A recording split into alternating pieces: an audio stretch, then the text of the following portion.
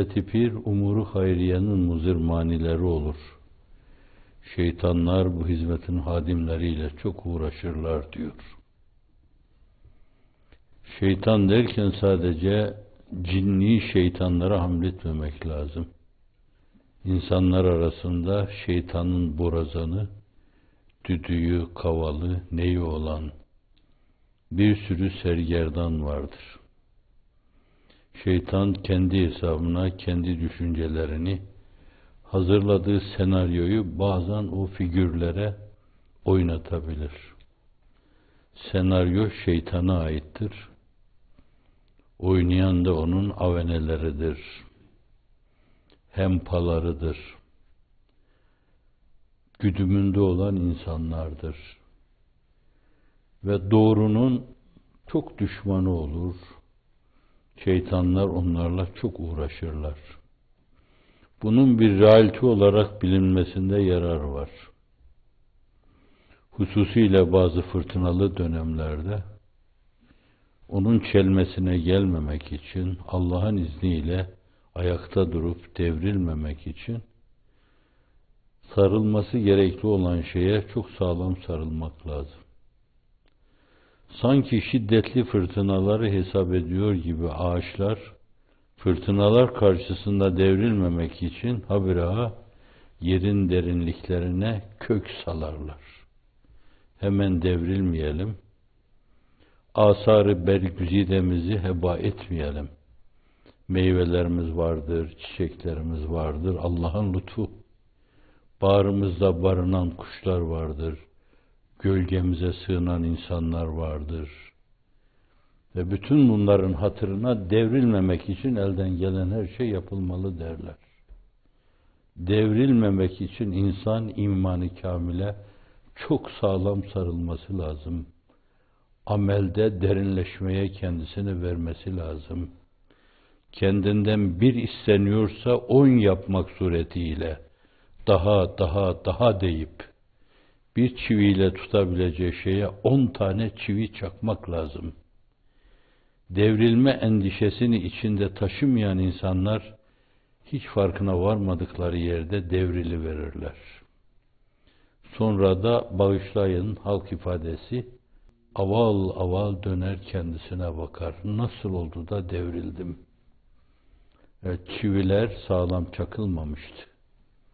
Bir çivi yerine 10 çivi, 10 çivi yerine 20 çivi çakma suretiyle ayakta durmanızın statiği bunu gerektiriyorsa ve sağlam yerinizde kalmanın blokajı bunu iktiza ediyorsa ne o blokajda bir kusur bırakmalı ne de statikte kusura meydan vermeli.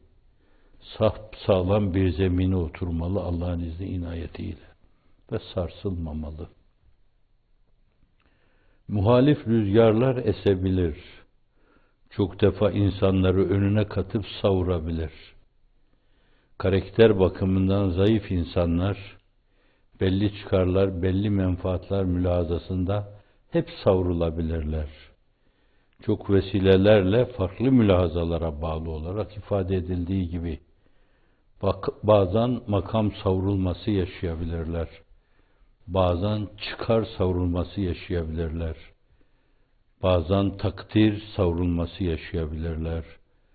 Bazen kendi, ailesi, yuvası, evladı, iyali adına rahat savrulması yaşayabilirler. Bunlar hepsi insanı savuran şeylerdir. Saman çöpü gibi, riyaha maruz bir tibni ve karar gibi savrulur giderler.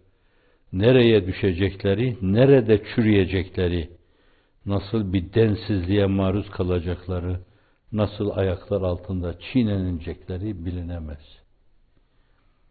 Allah'a dayanan, saye sarılan hikmete de ram olmalı.